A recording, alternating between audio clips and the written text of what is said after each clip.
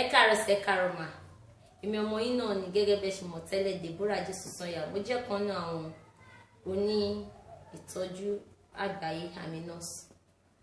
Lénìí màmá bá yín sọ̀rọ̀ nípa family planning tí àwọn Yorùbá ń pè ní ìfètòsọ́mọ bíbí. Family planning jẹ́ nǹkan tó ṣe pàtàkì fún wa ní agbègbè wa yìí. Téèyàn bá ti bí ọmọ méjì tó ti bí mẹ́ta, ó ti tó kó dẹ̀ máa fètò sí wọn ni.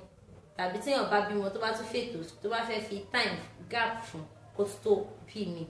Oríṣiríṣi family planning ló wà. A ní injectables, ìyẹn alábẹ́rẹ́, a ní tablets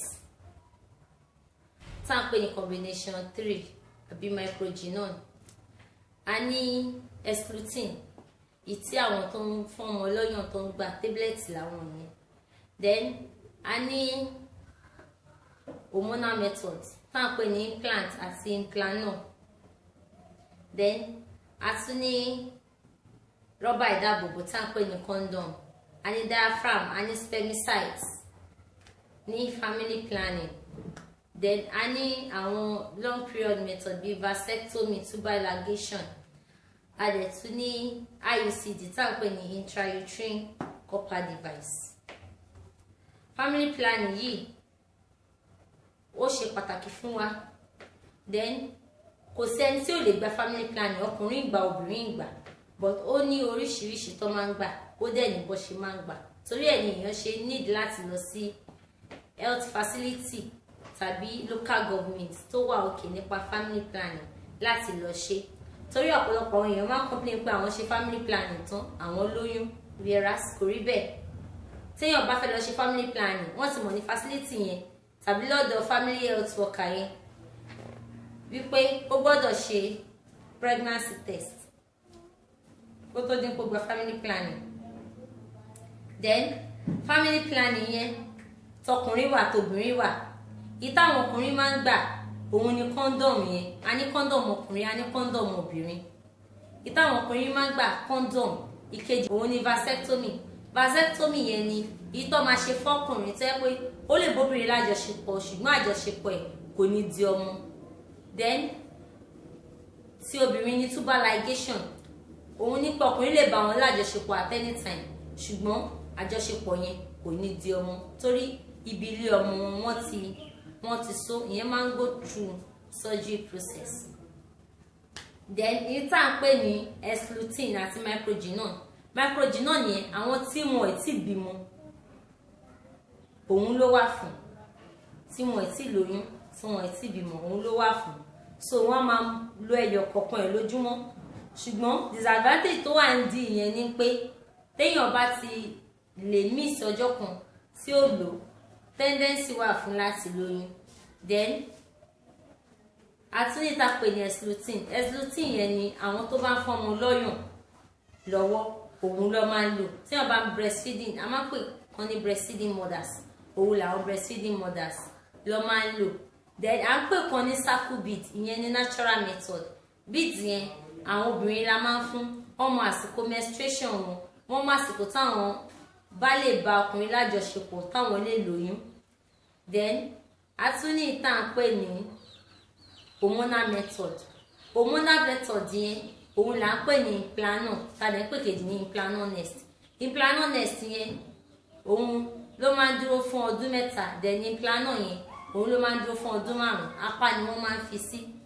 Then a ní ìmí tá à ń pè ní IUCD, intrauterine copper device. Ìyẹn inú ilé ọmọ ni wọ́n máa ń fi sí. Ó ní procedure tiẹ̀, ọdún 10 ló máa lò kó tó di pé ó expire kóbìnrin yẹn tó lè lóyún. Àfi tó bá dẹ̀ yọ kúrò obìnrin yẹn tún lè ní oyún. Then a ní injectables, ìyẹn àwọn alábẹ́rẹ́. A ní ìtò ń dúró fún oṣù 2, a dẹ̀ ní ìtò ń ṣiṣẹ́ fún oṣù 3. Ìtò ń dúró fún oṣù 2 tó ń ṣiṣẹ́ fún oṣù 2 òun la máa ń pè ní Noristerat. Then ìtò ń ṣiṣẹ́ fún oṣù 3 yẹn la máa ń pè ní Depo-Provera. Àwọn family planning kò sí ìtẹ́yàn lè gbà ń bẹ̀, but téèyàn bá ti lọ sí ọ̀dọ̀ àwọn health worker gidi àti good family planning provider, wọ́n máa ṣàlàyé irú ìtẹ́yàn lè gbà fún yàn. Wọ́n máa fún yàn family planning due to weight tẹ́nìyẹn bá ní tàbí due to blood pressure ló ṣe máa fún wọn ní family planning. So gẹ́gẹ́ bẹ́ẹ̀ ṣe mọ̀ ìfètò sọ́mọ bíbí ó ṣe pàtàkì ó ṣe kókó fún wa o ẹ jẹ́ ká fètò sọ́mọ bíbí o tó bá jẹ́ 2 mẹ́ta àbí 4 la bí tá dẹ̀ tọ́ wọn tọ́yàn tán yanjú ó máa pè wá ju kéèyàn bí ọmọ bẹ̀rẹ̀ òṣì bẹ̀rẹ̀ o lọ́run ní jẹ́ ká bá wọn rírú ẹ̀ ọmọ tá máa bí tá máa lè mójútó ọmọ tó máa yàn fún wa ní tó máa yàn tó máa yanjú tó máa ṣẹ̀yìn dè wá lẹ́yìn ìwà ọ̀la òun lọ́lọ́run máa fi fún wa o ó dẹ̀ máa fa ikú àìpẹ́ ọjọ́ fún ọkùnrin náà nígbà tí èèyàn bá dẹ̀ bímọ ọjọ́ tí ò rówó tọ́jú wọn ìrònú abẹ́ẹ̀ sí ní high blood pressure tó bá dẹ̀ ti ní high blood pressure bẹ́ẹ̀ yẹn stroke dẹ̀ ló kàn lẹ́yìn stroke báyìí ikú ni àbẹ́ni tó bímọ ọjọ́ tí ò ráyè tọ́jú ọmọ ẹ̀ táwọn ọmọ ìkan ṣe jàgídíjàgan lẹ́yìn ìkan ń ṣe aṣẹ́wó lọ́la ìkan ń ṣe gbá lọ́tùnla nígbà tí ò rówó tọ́jú wọn tó mú ẹjọ́ ilé wálé lẹ́yìn tó mú tìkejì wálé lọ́la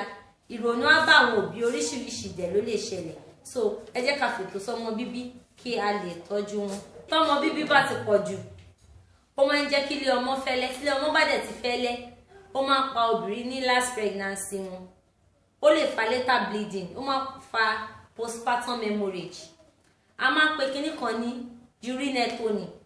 urinectomy yẹn ni pé tóbìnrin bá bímọ tán tí uterus ẹ̀ tí ò bá contract ó máa bẹ̀rẹ̀ sí ní bleed tó bá dẹ̀ ti bẹ̀rẹ̀ sí ní bleed tí ò bá sí níbi tó ti lè manage ẹ̀ dáadáa ó lè fa ikú and sometimes postpartum hemorrhage mi kò kí ń gba management nígbà tí doctor bá ti try best wọn àwa ń gbìyànjú ni Ọlọ́run ló ń bá wa wo àwọn ènìyàn but téèyàn bá ti take precaution fúnra rẹ̀ kò ní bímọ títí débi pé uterus ẹ̀ máa wá fẹ́lẹ́ tí uterus bá ti fẹ́lẹ́ ó lè fa uterus perforation tí uterus perforation bá dẹ̀ ti wáyé surgery ní tí surgery ò bá tètè ṣe on time ikú dẹ̀ ló tún kù fẹ́ nìyẹn mo gbàdúrà ní púpọ̀ àìpẹ́ ọjọ́ o gbogbo làálàá wa lórí àwọn ọmọ ẹni ẹlẹ́yìn ní jẹ́ṣẹ́ ọwọ́ wa o ẹ jẹ́ ká fètò sọ́mọ bíbí Ọlọ́run á ràn wá lọ́wọ́ a lè dúpẹ́ lọ́wọ́ àwọn olóòtú wa náà àwọn tó gbé wa wá sórí ètò yìí Treasure Means Link tó gbé wa wá síbí àti àwọn tó rẹ́kọ̀dì iṣẹ́ yìí Petty Words Media Records Ọlọ́run á túbọ̀ máa gbọ́ wọ́n yín sókè olókèlókè lẹ́ẹ̀ máa lọ o ó dìgbà kan náà.